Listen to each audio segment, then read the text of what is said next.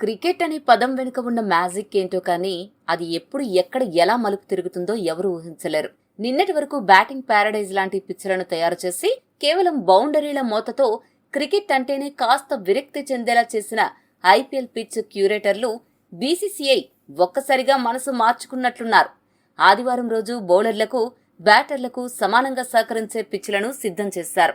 అందుకు అనుగుణంగానే లో స్కోరింగ్ మ్యాచ్లు నమోదయ్యాయి. బ్యాటర్లకు, బౌలర్లకు పిచ్చు సమానంగా అనుకూలించినప్పుడే మ్యాచ్లు రసవత్తరంగా మారతాయి అనడానికి ఎకానా స్టేడియం వేదికగా లక్నో, కోల్కతా జట్ల మధ్య జరిగిన మ్యాచ్ నిలువెత్తు నిదర్శనం. ఈ ఐపీఎల్లో 2026 సీజన్లో మొదటిసారి ఒక మ్యాచ్ ఏకంగా సూపర్ ఓవర్కు చేరిందంటేనే ఈ పోరు ఎంత ఉత్కంఠభరితంగా సాగిందో అర్థం చేసుకోవచ్చు. కానీ చేతిదాకా వచ్చిన విజయాన్ని నోటికాడ లాగేసుకోవడంలో లక్నో జట్టు పీహెచ్డీ చేసిందేమో అనిపిస్తుంది. వాళ్లకు గెలవడం రాదు, గెలిపించేటోడు వద్దు అన్నట్లు సాగింది లక్నో వ్యూహం. మ్యాచ్ సూపర్ ఓవర్కి వెళ్లినా కూడా లక్నో జట్టు అత్యంత చండాలంగా ఆడి అట్టర్ ఫ్లాప్ అయిందంటే ఆ జట్టు విజయానికి ఎంత అనర్హులో ఇట్టే తెలిసిపోతుంది. ఒక సూపర్ ఓవర్కి మ్యాచ్ వెళ్ళినప్పుడు ఈ సీజన్ మొత్తంలోనే కాదు, సంవత్సరం మొత్తంలో దరిద్రపు ఫామ్లో ఉండి జట్టులో పనికి రాకుండా మారిన నికోలస్ పూరన్ లాంటి బ్యాటర్ను పంపించడం కన్నా పెద్ద క్రైమ్ మరొకటి లేదు. అతనికి ఉన్న ఇంటర్నేషనల్ ట్యాగ్ చూసి ఊదేస్తాడు, బాధేస్తాడు అని గుడ్డిగా నమ్మి పంపిస్తే అతడు దర్జాగా మొదటి బంతికే డకౌట్ అయ్యి జట్టు కొంప ముంచాడు. నిజానికి ఈరోజు మ్యాచ్లో బంతిని అద్భుతంగా కనెక్ట్ చేస్తూ క్రీజులో పాతుకుపోయి ఆడిన ఆయుష్ బదోనీని గాని, మంచి హిట్టింగ్తో ఆకట్టుకున్న హిమ్మత్ సింగ్ని గాని పంపించి ఉంటే కథ వేరేలా ఉండేది. ఆ తర్వాత పంత్ లేదా మార్కరంను దించి ఉంటే బాగుండేది. కానీ ఆ కనీస కామన్ సెన్స్ లక్నో జట్టు యాజమాన్యానికి ఎందుకు లేదో అర్థం కాదు. ఈ దరిద్రపు ప్లానింగ్ చూసిన తర్వాత లక్నో ఓనర్ సంజీవ్ గోయంకా ముందుగా చేయాల్సిన పనేంటంటే ఈ ఐపీఎల్ సీజన్ అవ్వగానే ఆ కోచింగ్ స్టాఫ్ మొత్తాన్ని, ఆ వ్యూహకర్తలను తీసి పడేయాలి. లేదంటే ఈ జట్టు మళ్లీ గాడిలో పడే ప్రసక్తే లేదు. ఈ దరిద్రపు వ్యూహాలకు తోడు కెప్టెన్ రిషబ్ పంత్ తీసుకున్న బుర్ర తక్కువ నిర్ణయాలు లక్నోను అధఃపాతాళానికి తొక్కేశాయి. మ్యాచ్ ఆరంభంలో మోసిన్ ఖాన్ నిప్పులు చెరిగే బంతులతో కోల్కతా టాప్ ఆర్డర్ను కకావికలం చేశాడు. కేవలం 11 ఓవర్లకే తన కోటా పూర్తి చేసి 23 పరుగులిచ్చి ఏకంగా 5 వికెట్లు తీసి పతనాన్ని శాసించాడు. ఐపీఎల్ చరిత్రలోనే ఒక అన్క్యాప్డ్ బౌలర్ ఇంత వేగంగా 5 వికెట్లు తీయడం ఇదే ప్రథమం. కానీ అతనికి మిగతా బౌలర్ల నుండి సరైన సహకారం దక్కలేదు. ముఖ్యంగా డెత్ ఓవర్లలో పంత్ బౌలర్లను రొటేట్ చేసిన తీరు అత్యంత దారుణంగా ఉంది. ఏకంగా 20వ ఓవర్ వేయడానికి స్పిన్నర్ దిగ్వేష్ రతిని దాచిపెట్టడం ఏంటో పంత్కే తెలియాలి. ఒత్తిడి సమయాల్లో, అందులోనూ ఆఖరి ఓవర్లో స్పిన్నర్లతో బౌలింగ్ చేయించకూడదు అన్న కనీస కామన్ సెన్స్ పంత్ మిస్ అయ్యాడు. మధ్య ఓవర్లలో దిగ్వేష్ రతితో ఎలాగోలా కోటా పూర్తి చేయించకుండా చివరి వరకు అతన్ని అంటిపెట్టుకుని చేతులారా మ్యాచ్ను కోల్కతాకు సమర్పించుకున్నాడు. కెప్టెన్ రిషబ్ పంత్ బౌలింగ్లో చేసిన వ్యూహాత్మక తప్పిదాలు, డెత్ ఓవర్లలో చెత్త బౌలింగ్ లక్నో కొంప ముంచాయి. ఇలాంటి దరిద్రపు ఆట తీరు వల్లే పాయింట్ల పట్టికలో లక్నో 9 నుంచి 10వ స్థానానికి పడిపోయి అట్టడుగున కూరుకుపోగా కోల్కతా అద్భుత విజయంతో 10వ స్థానం నుండి 8వ స్థానానికి ఎగబాకిందే. ఈ మ్యాచ్లో అసలైన హీరో రింకు సింగ్. టాస్ గెలిచి మొదట బౌలింగ్ ఎంచుకున్న లక్నో జట్టుకు ఆరంభం అద్భుతంగా దక్కిందే. మోసిన్ ఖాన్ దెబ్బకు కేకేఆర్ జట్టు 93 పరుగులకే 7 వికెట్లు కోల్పోయి పీకల్లోతు కష్టాల్లో ఉన్నప్పుడు 120 పరుగులు చేయడం కూడా గగనమే అనిపించే స్థితికి పడిపోయింది. దేవుడు ఏదో ఒక రూపంలో వస్తాడు అన్నట్లు ఆపద్బాంధవుడిలా రింకు సింగ్ ఎంట్రీ ఇచ్చాడు. ఒక పక్క రమన్దీప్ సింగ్ 6 పరుగులకే అవుట్ అయినా సునీల్ నారాయణ్తో కలిసి 8వ వికెట్కు ఏకంగా 62 పరుగుల అత్యుత్తమ భాగస్వామ్యాన్ని నెలకొల్పాడు రింకు. 43 పరుగుల వ్యక్తిగత స్కోర్ వచ్చే వరకు కేవలం 100 స్ట్రైక్ రేట్తో ఆచితూచి ఆడిన రింకు సింగ్ ఆ తర్వాత తన విశ్వరూపం చూపించాడు. ఫామ్లో ఉన్న మొహమ్మద్ షమీ వేసిన 19వ ఓవర్లో ఒక సిక్సర్, 2 ఫోర్లతో 17 పరుగులు పిండుకున్న రింకు సింగ్ ఇక చివరి ఓవర్ వేయడానికి వచ్చిన స్పిన్నర్ దిగ్వేష్ రతికి చుక్కలు చూపించాడు. దిగ్వేష్ రతి ఓవర్లో ఏకంగా 4 కళ్లు చెదిరే సిక్సర్లు బాది 24 పరుగులు రాబట్టాడు.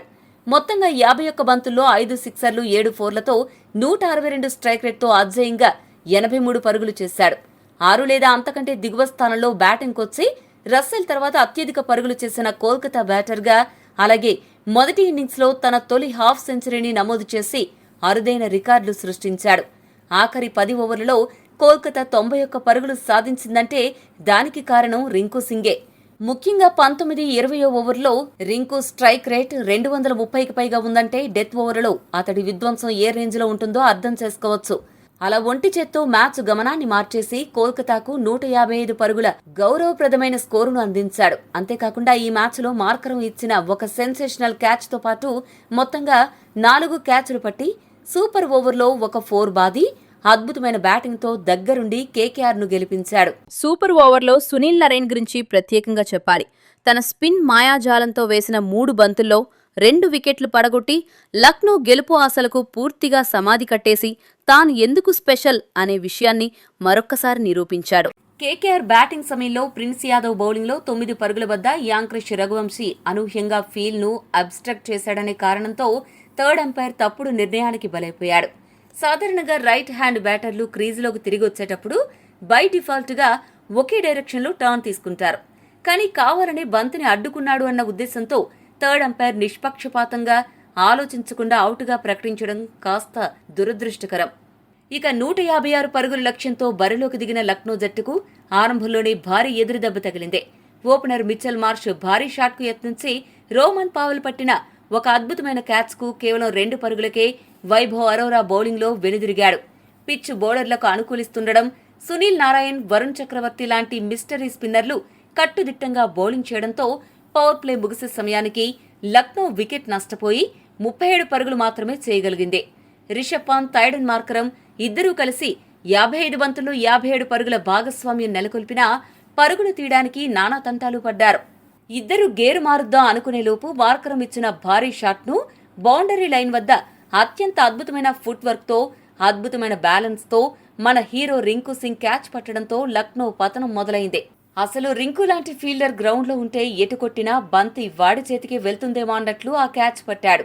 ఆ వెంటనే 42 పరుగులు చేసిన రిషబ్ పంత్ సునీల్ నారాయణ్ బౌలింగ్లో క్యాచ్ ఇచ్చి అవుట్ అవ్వగా ముందే చెప్పుకున్నట్లు ఈ సీజన్కే అత్యంత పేలవమైన ఫామ్లో ఉన్న నికోలస్ పూరన్, వరుణ్ చక్రవర్తి బౌలింగ్లో కేవలం 9 పరుగులకే వెనుదిరిగి జట్టును అగాధంలోకి నెట్టాడు.